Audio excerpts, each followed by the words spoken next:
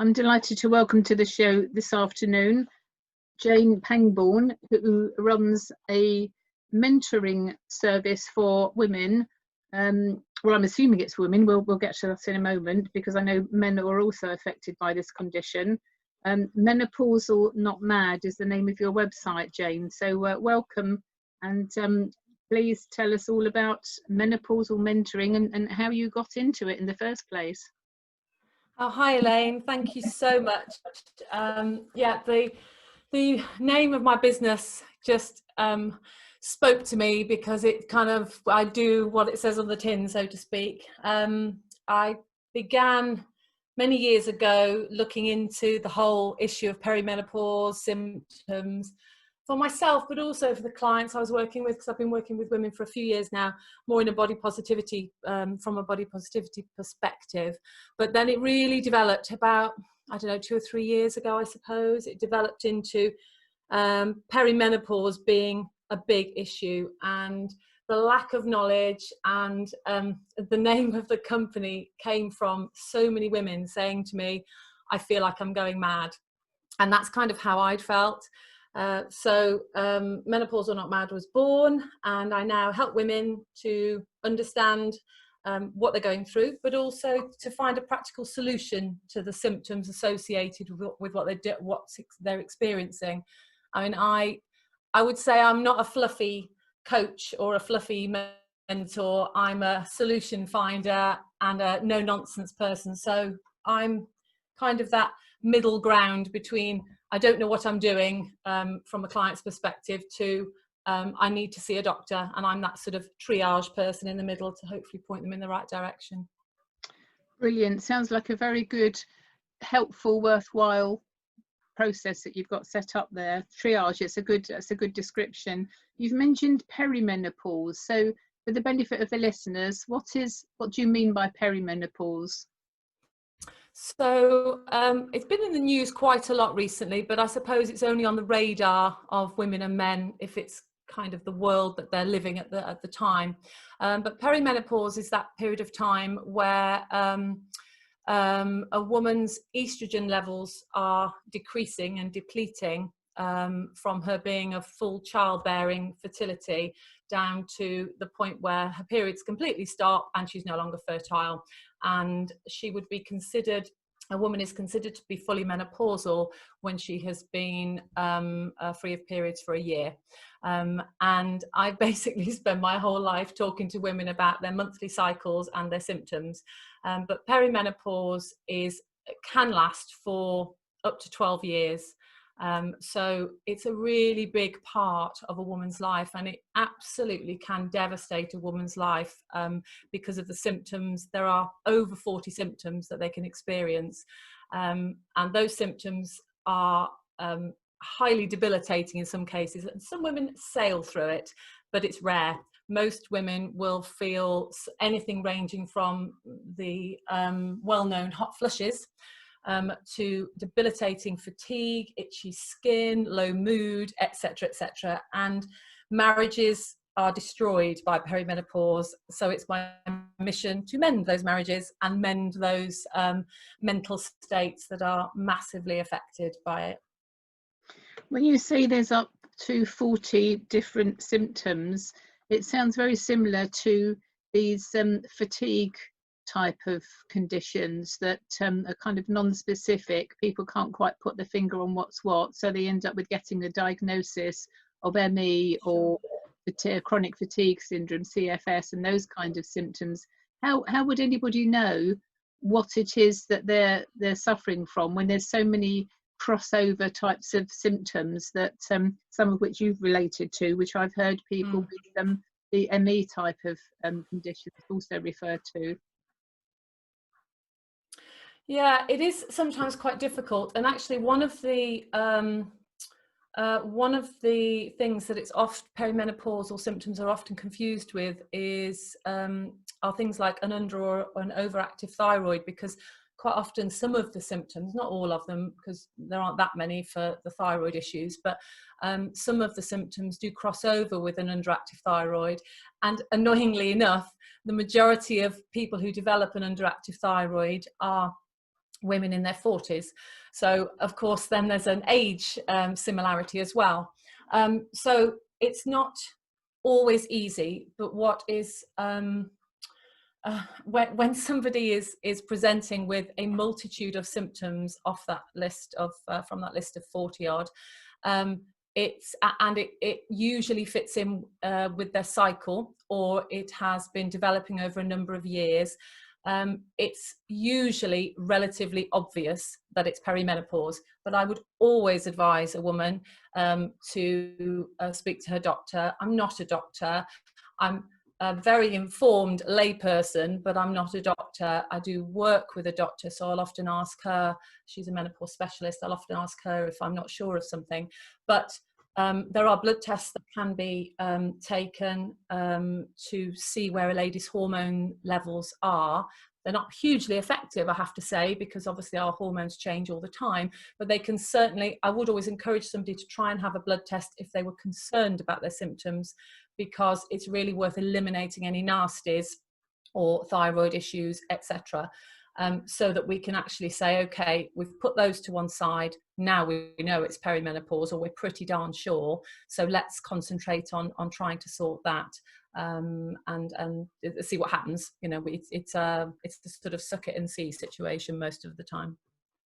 You mentioned that you're not a doctor. What training have you had in this? You mentioned that you're a well-informed layperson, and there's so much information out there now where lots of us can have a read up and learn about all kinds of conditions. What's your background? How did you get into being a mentor for menopausal women? Yeah, so my background, strangely enough, because I do have a bit of a checkered background of coaching, but my background was originally in catering, so I do have a number of nutrition qualifications, which is very helpful with what I do. And for the last 25 years, I've been working in either coaching or training, and mainly working initially with disadvantaged and deprived people from deprived areas, and particularly with apprenticeships as well. That developed more into working with women when I became very interested a number of years ago in body positivity and self-esteem, and generally building up women's ability to sort of make the most from life. In terms of menopause itself, I have taken a couple of I'm going to say not particularly good qualifications in menopause, because there isn't anything out there. I'm currently writing a course myself, as it happens. I wanted to see what was out there to train me, realised there was nothing. In fact, there was a multitude of misinformation out there. So I decided to start writing my own course. But in the meantime, what I've done over the last 2 or 3 years, I have become a member of the British Menopause Society, and I spend, I would say, 90% of my free time researching and speaking to experts, medical experts in the area of menopause, to keep myself up to date with the latest on HRT, the latest developments on how to diagnose perimenopause and hormones in general. So although I don't have a menopause qualification, because I'm not a nurse or a doctor, I am fully informed, and I have to admit that I did initially feel as if it was a bit of a disadvantage not having a qualification in menopause, but actually I now know, having done this particular role in my business for about 18 months or so, that I know a lot more than most of the GPs that my clients are going to ask for help from. Every single day, a client of mine will say, my GP has said I'm imagining it, or my GP's told me, oh, well, it's just menopause, you might as well give up work. And all those very non-positive things that make women feel as if menopause is the end of their life and the end of their career, which it absolutely isn't. So I think my job is not to diagnose, my job is to inform and to give my clients, and anybody that will listen, if I'm honest, because I'm on social media all the time, the facts, try and interpret what they're saying, and then I signpost them to either medical help or complementary therapy help, whatever works best for them. That's really important, isn't it? The language that you mentioned there, that the doctor's language, give up, you know, your life's over kind of thing is the implication, isn't it? Which is so far from the truth. And I've had that for a long time with the people that I mentor primarily through cancer. And I spend more time either scraping people off the ceiling because they're so mad at what they've been told, or picking them off the floor because they're so despondent with what they've been told. And the language is really, really important. And you also mentioned body positivity and self-confidence. So the language that people use to themselves as well is very important. How do you sort of deal with that? Where if somebody comes to you and they're feeling despondent, they've been told, you know, load of rubbish basically, and they're feeling pretty awful. Yeah. So how do you deal with that when you have these conversations? Yeah, I'm probably one of those people, Elaine, that you'll be scraping off the ceiling from the absolute frustration and anger with what some of the things the women I speak to are told. If I'm honest, some of them come to me for a bit of a sanity check, and they have perfectly wonderful doctors who will sort them out, and it's all good. And all I'm doing is just giving them a bit of affirmation of what they think.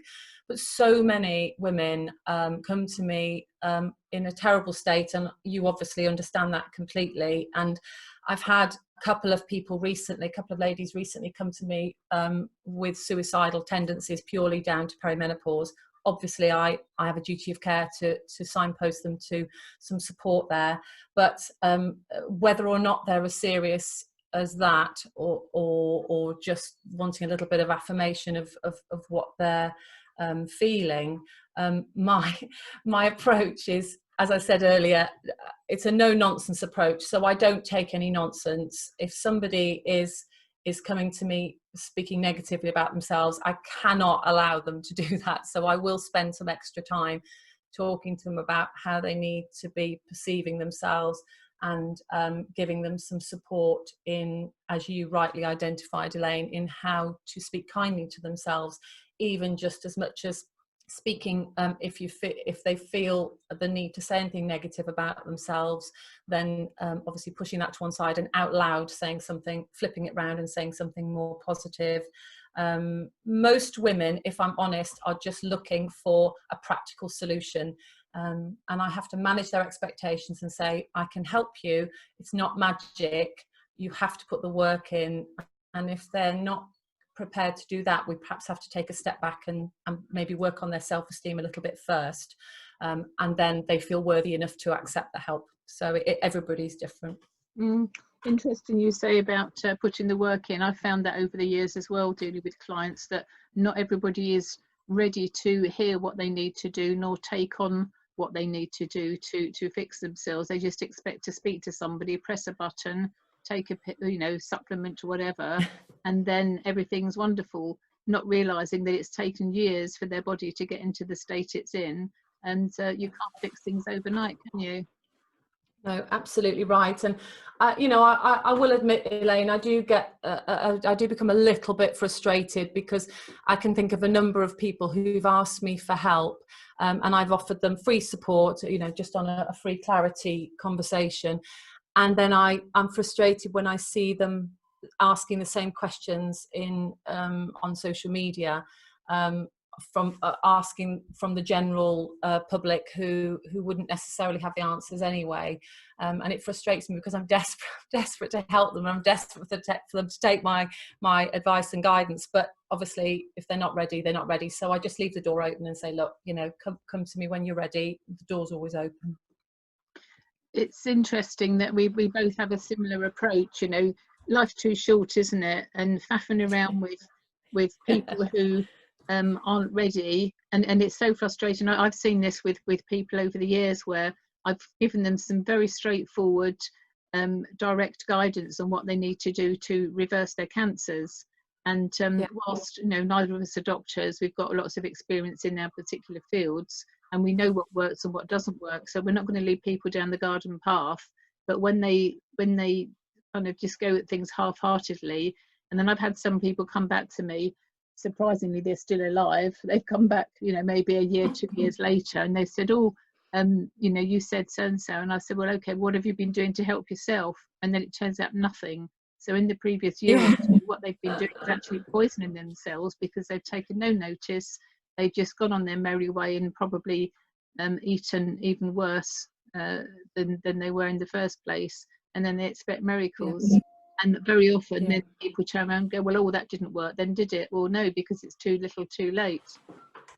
Yeah, no, you're absolutely right, Elaine. And one of the things that I think I'm now becoming a bit more well known for is cutting people down to sort of the basics of what they need to do. So I often have women come to me who are, they're just throwing so many pills, tablets, vitamin supplements randomly at their symptoms, as I'm sure you've experienced as well. And I'll say to them, look, like you say, they're saying, but it's not improving anything. And I'm saying, well, your body hasn't got a clue what is going on. You are throwing stuff at it. You're not giving things a chance to work. You've no idea what's working and what's not, what isn't working. So whether it's medication or just supplements and vitamins or food, nutrition, etc., I like to try to work with them to get them down to the basics, so we know what's working, what isn't.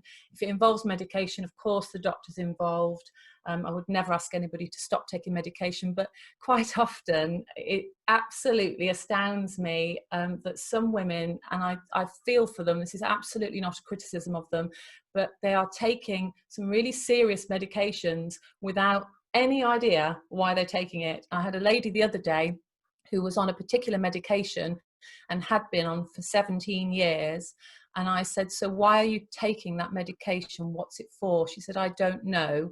And I said, okay, have you ever had a review with your doctor about this? No, she said, I just get it on repeat prescription. Now that's just outstandingly bad behavior for anybody to get into. It's just not acceptable for us to be taking things where we don't know whether they're doing us any good. We don't actually know what they're for, and our poor bodies, and particularly our gut, is just so angry, and no wonder we have digestion problems as we hit perimenopause. It just hasn't had a chance to recover from what it's been through. So absolutely right. And with your catering background and nutritional qualifications, how do you have the conversation with people about what they're eating? Because it's very simple to see if people keep a food diary. Even just for a few days, you can see immediately all the red flags that will pop up. People often say to me, oh yes, I'm eating very healthily. I said, okay, well, write down what you're eating, just generally. Don't measure anything, or I don't want specifics, just generally what sort of thing.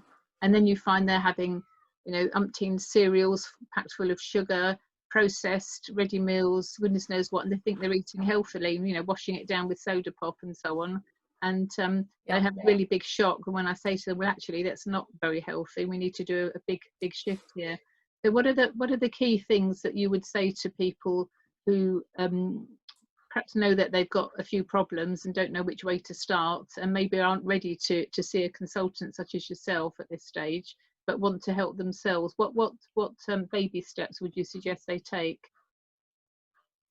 Well, one of the things that often crops up, certainly in perimenopause, digestion is a problem for many women, and I was one of those women too, because your digestion slows down from the lack of estrogen. So if you had a problem before, it's not going to be getting any better in perimenopause. So a big issue for women, every single day, a woman will talk to me about some sort of bloating or upset tummy, urgency to go, and all those delightful things that we probably don't want to go into detail about now, but I do talk about that a lot. As you said, the digestion, it can only cope with so much, and people are, and I've done the same myself, people are feeding themselves with some really horrible, nasty foods, and I'm partial to a bag of crisps and a bar of chocolate myself, so I understand, but we can't live like that. So the baby steps, again, for want of sounding like a broken record, or in fear of sounding like a broken record, it's back to basics, like as you indicated, Elaine, just getting some sort of food diary in place. But often with the ladies I'm working with, we don't need a food diary. I'll just have a quick conversation with them, and we know the score, we know what they're eating. And one of the first things I'll say to them is obviously try and cut out the processed foods, but really simple things can make such a difference. So for example, I've had a number of women this week come back to me after I posted a little comment on Instagram, I think, about changing the way we eat. And it's not rocket science. I didn't make this up, and I haven't discovered, the cure for anything amazing, but just not drinking any liquids before 30 minutes before or 30 minutes after you eat, and actually chewing the food as before we swallow it. It has an enormous impact on that digestion and that and reducing that bloating, because I don't think it would be any surprise to anybody to know that we don't have teeth in our esophagus. We certainly don't have teeth in our stomach. So there's no more chewing going to go on once it's left our, once we've swallowed it and it's left our mouth. So it's really important that we give our poor gut and the stomach acids a chance to work. So we don't water down the stomach acids with liquid, whether that's wine or beer or water, it doesn't really matter. Just try not to drink that 30 minutes before or after a meal, and chew off properly. And I had so many responses from women saying, wow, that was life-changing, that worked, that was amazing. And I thought, such a simple thing, it cost them no money to do that. It's probably saved them a fortune in supplements they didn't need, and saved them a lot of upset. So yeah, just simple things like that can make all the difference. You mentioned women taking lots of random supplements, and again on social media there's so many MLM type of multi-level marketing, very, very good products out there that all do specific things, and it's, oh, my product can do this, and take that and try this, and it just goes on forever, and you end up like spinning round on a roundabout and getting dizzy. So then some people who can afford to end up taking lots of supplements. This actually led me to be trained in biohacking. So I did some training a couple of years ago now, I think it was, and I offer dry blood analysis to clients so that we can actually see what's going on in the body. And once we know what's going on, we can then make a plan that's personalised for the individuals, and they can actually see what's going on. And the reason, as you say, you can detect from a quick conversation. But the reason I ask clients to do a food diary just for a few days is when they write things down, it's like it's them actually doing something, putting a bit of effort in. And when they see on a piece of paper what they are actually consuming, and taking then responsibility for it, and also when they see the pictures of what's inside their blood and how it's affecting their body, that's the biggest thing I've done in the last few months, really, that's affected how I help people, because they need to see, and you can't see inside your blood unless you have a finger prick blood test. You can't see what you're putting in your mouth, because you just do it without something written down. So that's my sort of baby step for listeners to help themselves. Just write down, think about what you're eating, think how you're eating, as you've said, which is really important. Yeah, I think that's really interesting. And actually what you've just said there, Elaine, and I didn't know that you do that, so that's really, really interesting to me, because it's kind of the back to basics approach that we've just both talked about, and it fits in as well, because I've recently started working with a company that does gut testing, that performs gut testing, which I'm really interested in, because a lot of people, as I said about sort of throwing things at their gut to try and improve their symptoms, don't realise that in some cases things are not going to improve until they've healed whatever was going on in the first place. So quite often they'll have a leaky gut, or they'll have overactive bacteria. They might even be unlucky enough to have a parasite going on in their living in their gut, which means that they're never going to get better until they've healed that. And as a lot of us know now, of course, the gut is key to our overall health. And from what you've said as well, from the blood test, that allows both of those allow us to just kind of start from that baseline level where we're not just putting a sticking plaster over the problem. We're saying, okay, well, let's just sort that problem first, then we'll build on it, and we'll build on it and build on it. Eventually you'll have whatever a normal gut is for you, and you'll feel better. And it's the same with any medications or vitamins and supplements. And don't get me wrong, I'm a massive fan of some supplements, and I'm a massive fan of some vitamins, and I take many of them myself, but I don't just randomly throw them at myself or recommend them to people. It's very specific according to whatever the needs are of that particular person. So they might need a live bacteria every day to make sure their gut remains healthy. They might need omega-3, a high-grade omega-3 fatty acid to improve their immunity from that perspective. So there could be lots of things that are needed and other things not so much. So I certainly wouldn't want to spend somebody's money on extra vitamins or minerals or extra stuff that they just don't need.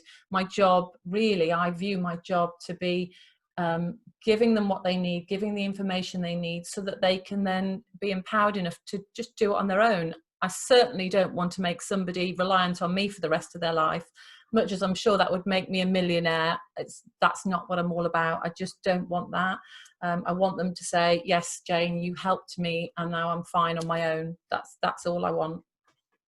That's excellent, and that's really how we should be doing things as health practitioners, isn't it? By not by cutting the umbilical cord, as it were. So we'll show you what to do, we'll give you guidance and support, but it's like pushing the little bird off the edge, and helping them to fly on their own, because that's what people need, in my view as well. So we're definitely on the same page there. You mentioned omega oils. I offer gut testing as well, by the way, but also I offer omega testing, and I've been doing a lot of research on this lately. And had I known what I know now a few years ago when I had cancer, I definitely would have done things slightly differently, and I would have taken a good quality omega oil, but it would have been tested as well. So the ratio between omega-6 and omega-3 and 9 is really important. So do you offer any testing of omega, or do you just recommend, which is, we all should be taking it basically, because of there's too much omega in the food we have? No, I don't offer that testing. So obviously you and I will be speaking after this call.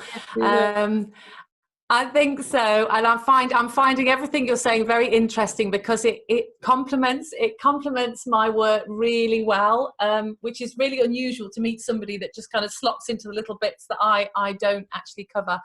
So that's really interesting. No, I don't. I work with I'm an ambassador for a supplement company, and I've not paid for that, and I've not paid to promote their work. I just really like what they do, and I really like the way that they do things, and I use their supplements. But they do actually provide a really good high grade omega-3. But I just tell people about them. I don't recommend it, other than to say, if you want an omega-3, I would recommend that particular company. But other than that, no, it's not my area of expertise. So I would definitely talk to an expert in that area if there were any further tests needed. Right, okay. Well, yeah, as you say, we'll have a chat after this conversation offline, because I can help guide you to offer that service for your clients. And it saves, what I've learned is that unless our cells are in a healthy state, as you mentioned before, you can't fix a gut if it's full of parasites. The blood analysis will show if there's any parasites there. So that's very simple. You can actually see them on the pictures. So rather than guessing, we can physically see. We don't see things crawling around. If any listeners thinking getting a bit grossed out there, it's just not like that. Sort of black marks on the screen. So, but if the cells aren't in a good condition, that means that any nutrition that you're taking in won't come in effectively, and any toxins you have won't be released from your cells effectively. So I've come across people who are having the most amazing diet, they're doing exercising, their mind health and mental health is good, and yet they've still got problems. And it's because their omega levels are completely out of whack. The average European, their omega-6 and omega-3 ratios, the average European is 17:1. So 17 parts omega-6 to 1 omega-3. We should be aiming for a 1:1 ratio.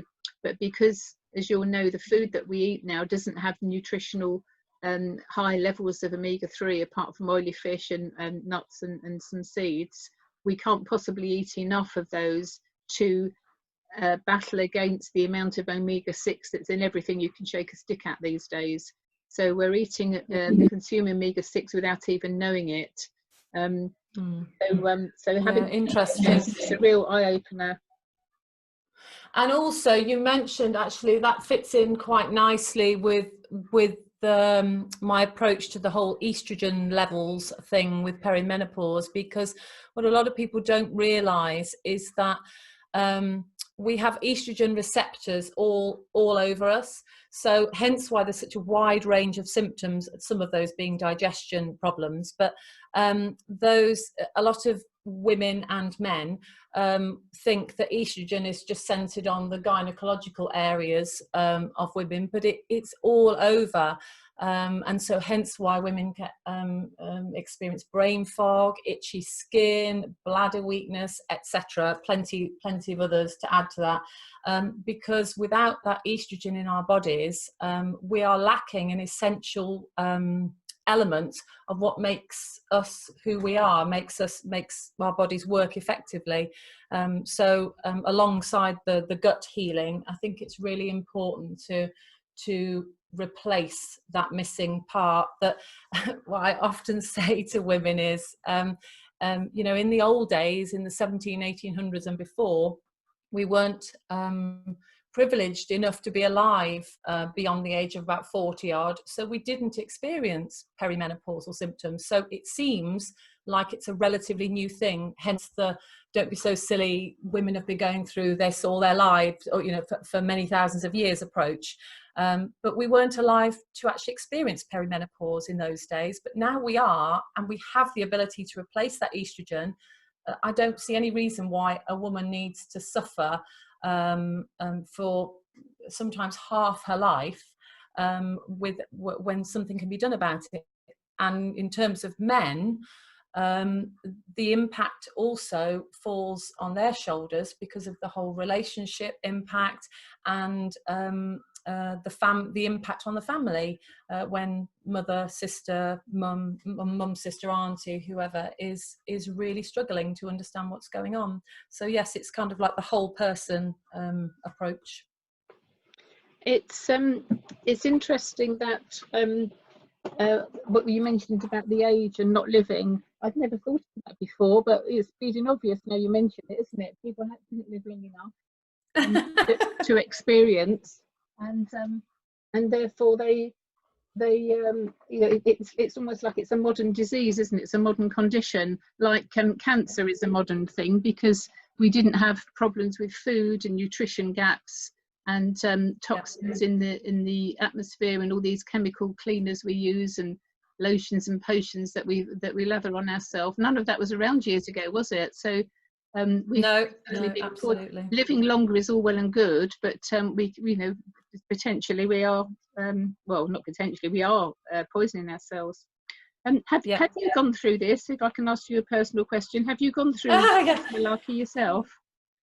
Well, you can't possibly shock or embarrass me, Elaine, because I talk about women's lower bits all day. So I'm unshockable. And yes, I have. I really struggled, if I'm honest, with my own symptoms. I knew what was going on, but they kind of hit me fairly quickly. I didn't really get much lead up to them, which was irritating. But I had the brain fog, the horrendous fatigue, and it's the sort of fatigue where you feel like you can't lift your head off the pillow in the morning. I was getting muscle weakness, a strange buzzing feeling all over my body, hot flushes, itchy ears, and the list goes on. And so I was already working in the area of menopause anyway, so I obviously knew what was happening, and just made sure that I got the HRT that I wanted. Over the years, I'm now fully menopausal, but over the years I've had to make some changes to my estrogen and HRT and progesterone levels, purely because, as I said before, it's not magic. Everybody's different, and it does, as your estrogen levels change, and mine were going from relatively low to even lower. Things need to change with the HRT. So I upped my estrogen intake and leveled that out quite nicely. And even now, years on, I often say to women who are frightened of HRT, that's a completely different conversation, because I can definitely talk to women for a long time about the benefits and some of the risks, but you will have to prize my HRT from my dying hands, because I will never let it go. It's absolutely saved my sanity, and it saved a lot of my mental health, because I was really beginning to think I was going a bit mad, even though I knew I wasn't. It's quite difficult to diagnose yourself when you're right in the midst of it. So even now I tweak the HRT levels a little bit, depending on what's going on, because sometimes time of the year and generally what's going on in life can make a difference to your hormones. So I will change my levels slightly. But yeah, I mean, obviously, if I'm not in control of my hormone levels, then I'm not doing a very good job. So I hope that I'm a good example of the fact that I know what I'm doing, and it does work. So the simple answer is yes, I have been through it, and I can speak confidently to the women I speak to about it. I think that's a really good story, if you like, a backstory there, because so often you come across coaches, mentors who actually haven't experienced the thing that they're teaching others about, which really sucks. And I just find it's abhorrent when I come across that. So I'm sorry you've had those symptoms, but very pleased to hear that you can empathise, can't you, with your clients from first-hand experience. Yeah, absolutely. And if I'm honest, it makes me feel better about speaking to my clients, purely because I can give them, it's not just a case study. I can say to them, well, look, this happened to me, or this is how I managed it, and this is what I'm doing now. And when I talk to them, they can see that I'm okay, that I'm not feeling bad. I'm not saying I'm perfect. I have bad days, but don't we all? That's nothing to do with my HRT or my hormone levels. But I think they can see that, I'm 53. I don't look as if I'm super tired all the time or super stressed, because I'm genuinely not. But if I'm on social media and I'm having a bad day, I'm honest about it, and I'll say, oh, actually, ladies, I really need to do something about my HRT today, because I'm feeling a bit down, and I can feel I need a little bit of a boost. So I think it's just about being honest, and I do accept, if I think about it, that midwives can help with babies being born, and empathise even though they've never had a baby. But I certainly feel better knowing that I can empathise with my clients and the ladies I speak to. I always get a bit scared when I hear about women taking HRT, and particularly long term. So what's the non-scary version then of the HRT story? Okay, it's quite a long conversation, so I'm going to try and say this really succinctly, which is never good for me because I do like to talk. But ultimately, the original scare stories about HRT is the bringer of death and breast cancer have now been disproven. And if anybody wants to read the book Estrogen Matters by Avram Blooming, that will be life-changing, because it's based on much more recent clinical trials, clinical science, and some amazing facts that will put that to rest. So it's not to say that if you take HRT, if you don't take HRT, you'll never get breast cancer, or that you'll definitely get breast cancer if you do take HRT. But the facts are that there's a really tiny risk, there's a really small risk of a slightly increased risk of breast cancer if you take some HRTs. But interestingly enough, if you take estrogen only, which is if a lady's had a hysterectomy, she would just take estrogen, she wouldn't take the progesterone that supports that. There's actually a reduced risk of breast cancer. So that's an interesting thing to throw into the mix. For those that think estrogen is the bringer of all things evil, it really isn't. But the small risk of breast cancer, and it really is a small risk, I don't have the figures on me, I'm not a stats person, but I could dig them out, is so overshadowed when you understand that when you are overweight, you drink alcohol, you smoke, or you don't exercise, you are considerably more at risk of breast cancer than if you start taking HRT. So those are really interesting facts to put forward to women who are scared of HRT.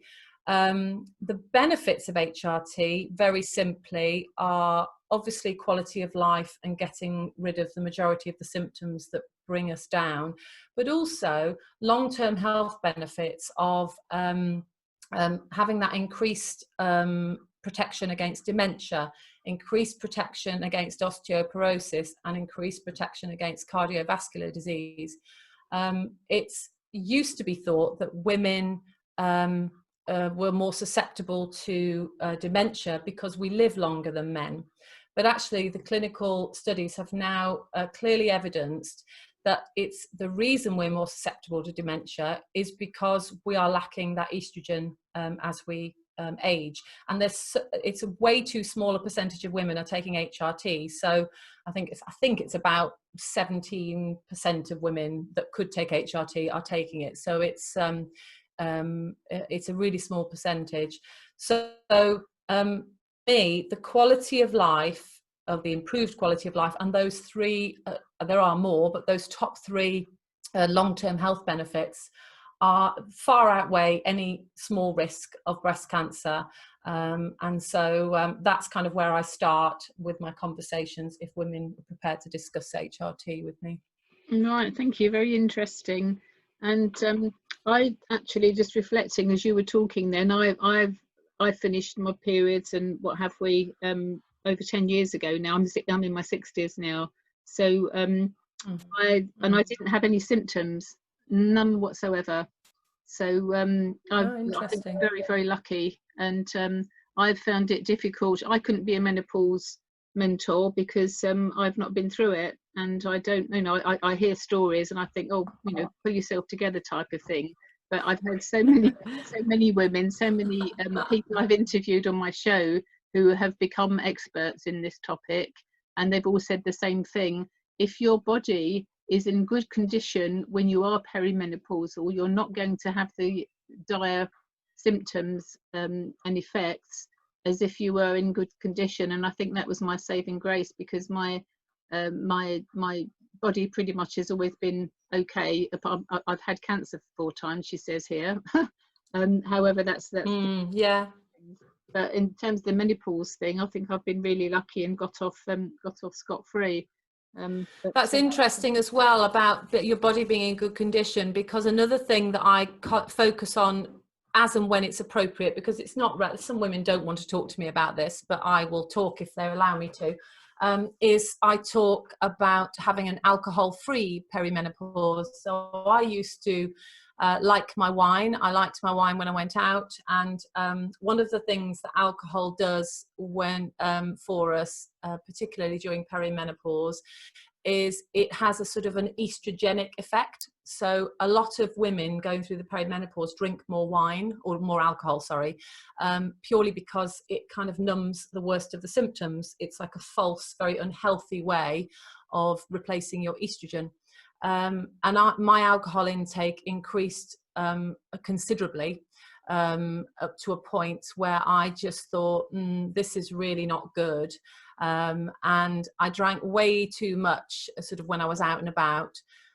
So I would think my symptoms were exacerbated by that, because although temporarily the wine, beer, whatever it is you drink would numb those feelings, those symptoms, it's obviously not making your body healthy. Your body is really struggling when you have your hangovers and you're dehydrated and you feel nauseous and all those gut issues that come from that, and it all obviously joins together.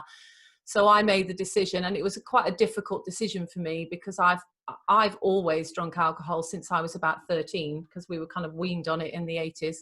And I have no shame in that, because it's just the way things were. And I knew I didn't want to moderate, because moderating isn't for me. It's all or nothing. And plus alcohol isn't good for us anyway. So I thought, well, okay, that's it. I'm giving up. And that day I gave up. And I haven't drunk since. And my body has never been so healthy. And that's partly because of the way I look after myself now, but also because I've taken that extra little poison out of my body. And if my mother was still alive, she would be laughing at that, because I don't think anybody that knew me when I was younger would think that I would ever give up alcohol. But there we go. We all live and learn, don't we? Absolutely. Some very sound advice there, Jane.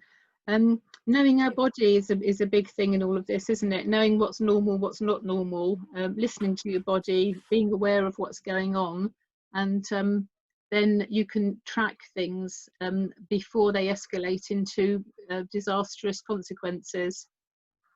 Yeah, absolutely. And I'm a great fan of tracking symptoms, tracking how you feel. And in fact, I spoke to a lady just before I came on this call with you, Elaine, and she'd said, my doctor has told me that there's nothing wrong and I'm just imagining it. And I said, well, what do you think? She said, I just know that I'm not depressed. He wants me to take antidepressants. And she said, I'm not depressed. I just don't feel right. And I think it's perimenopause. And I said, well, you know your body, you know how you feel. And I think you've got to go with your gut feeling on that.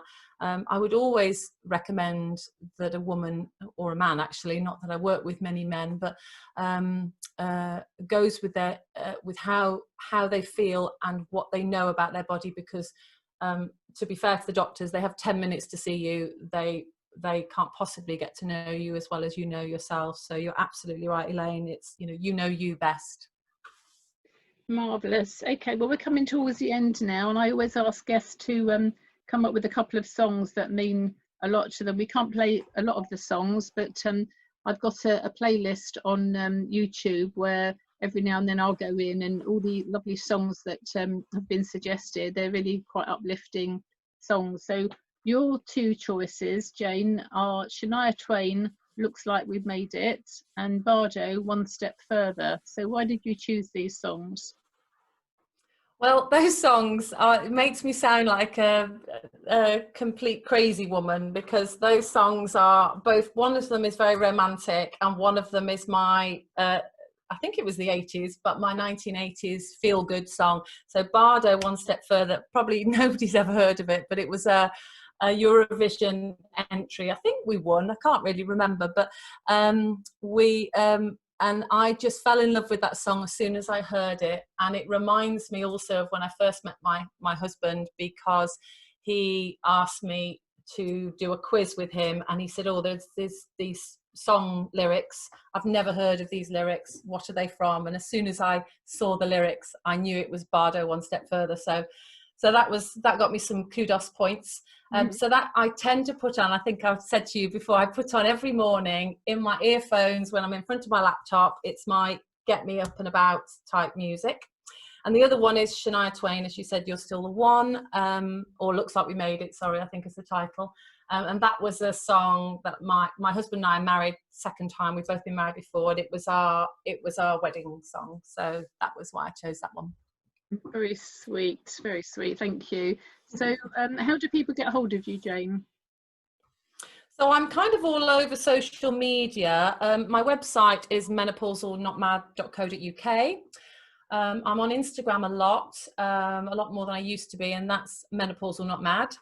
I do have a Twitter account, which is Meno Not Mad, but mainly I'm on Facebook, which is my business page, which is Menopausal Not Mad. Again, you can access all of those from the website anyway, so it's probably the easiest way to catch me.